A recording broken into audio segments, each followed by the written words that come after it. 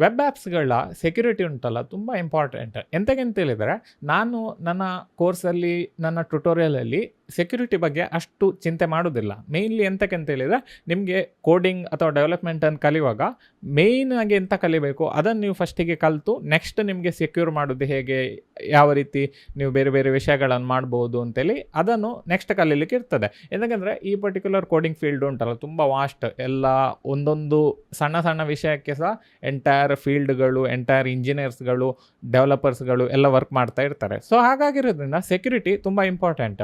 ಒಂದು ವೆಬ್ ಅಪ್ಲಿಕೇಶನಲ್ಲಿ mainly security ಅಂತಂತೇಳಿದರೆ ಒಂದು ಅಥೆಂಟಿಕೇಷನ್ ಕರೆಕ್ಟಾಗಿ ಇರಬೇಕು.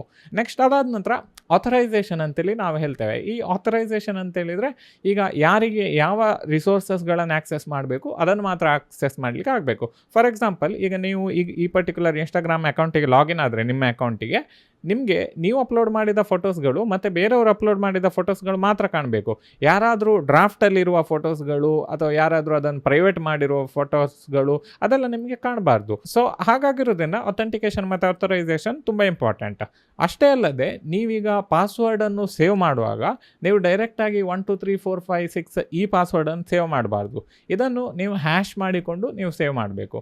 ಅಷ್ಟೇ ಅಲ್ಲದೆ ತುಂಬ SQL ಇಂಜೆಕ್ಷನ್ ಮತ್ತು ಬೇರೆ ಬೇರೆ ಸ್ಕ್ರಿಪ್ಟನ್ನು ಇಂಜೆಕ್ಟ್ ಮಾಡೋದು, ಅದಕ್ಕೆ XSS ಅಂತೇಳಿ ಹೇಳ್ತೇವೆ. ಈ ಎಲ್ಲ ಸ್ಕ್ರಿಪ್ಟನ್ನು ನೀವು ನಿಮ್ಮ ಕೋಡಲ್ಲಿ ಇಂಜೆಕ್ಟ್ ಮಾಡೋದಾಗೆ ನೀವು ನೋಡ್ಕೊಳ್ಬೇಕಾಗ್ತದೆ. ಸೊ ಇದಕ್ಕೋಸ್ಕರ ನೀವು ವ್ಯಾಲಿಡೇಷನ್ ಮತ್ತು ಫಿಲ್ಟರ್ ಮಾಡೋದು, ಸ್ಯಾನಿಟೈಸ್ ಮಾಡೋದು ನಿಮ್ಮ ಡಾಟಾವನ್ನು ಅದನ್ನೆಲ್ಲ ನೀವು ಮಾಡಬೇಕಾಗ್ತದೆ. ಫಾರ್ ಎಕ್ಸಾಂಪಲ್, ಒಂದು ಯಾವುದಾದ್ರು ಒಂದು ಕಾಂಟ್ಯಾಕ್ಟ್ ಫಾರ್ಮ್ ಇರ್ತದೆ ವೆಬ್ಸೈಟಲ್ಲಿ. ಆ ಪರ್ಟಿಕ್ಯುಲರ್ ಕಾಂಟ್ಯಾಕ್ಟ್ ಫಾರ್ಮನ್ನು ಯೂಸ್ ಮಾಡಿಕೊಂಡು ಯಾರಾದರೂ ಅದರೊಳಗಡೆ ಸ್ಕ್ರಿಪ್ಟನ್ನು ಬರೆದ್ರೆ, ಅಂದರೆ ನಮ್ಮ ಜಾವಾ ಸ್ಕ್ರಿಪ್ಟನ್ನು ಬರೆದ್ರೆ ಡೈರೆಕ್ಟಾಗಿ ಅದು ನಿಮ್ಮ ಬ್ಯಾಕ್ ಎಂಡಲ್ಲಿ ಎಕ್ಸಿಕ್ಯೂಟ್ ಆಗಬಾರ್ದು. ಸೊ ಹಾಗಾಗಿರೋದ್ರಿಂದ ಅದನ್ನು ನೀವು ಬ್ಯಾಕ್ ಎಂಡಲ್ಲಿ ಸ್ಯಾನಿಟೈಸ್ ಮಾಡಿಕೊಂಡೇ ಯೂಸ್ ಮಾಡಬೇಕು. ನೀವು ಡೈರೆಕ್ಟಾಗಿ ಯೂಸ್ ಮಾಡಿದರೆ ಅದು ಬ್ಯಾಕ್ ಎಂಡಲ್ಲಿ ನೀವು ಯಾವ ರೀತಿ ಕೋಡ್ ಬರೆದಿರ್ತೀರಿ ಅದರಲ್ಲಿ ಡೈರೆಕ್ಟಾಗಿ ಎಕ್ಸಿಕ್ಯೂಟ್ ಆಗುವ ಚಾನ್ಸ್ ಹೈಯೆಸ್ಟ್ ಆಗಿ ಉಂಟು.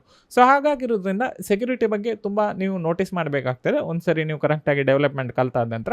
ನನ್ನ ಕೋರ್ಸಲ್ಲೆಲ್ಲ ನಾನು ಆದಷ್ಟು ಸೆಕ್ಯೂರಾಗಿ ಮಾಡಿಬಿಡ್ತೇನೆ.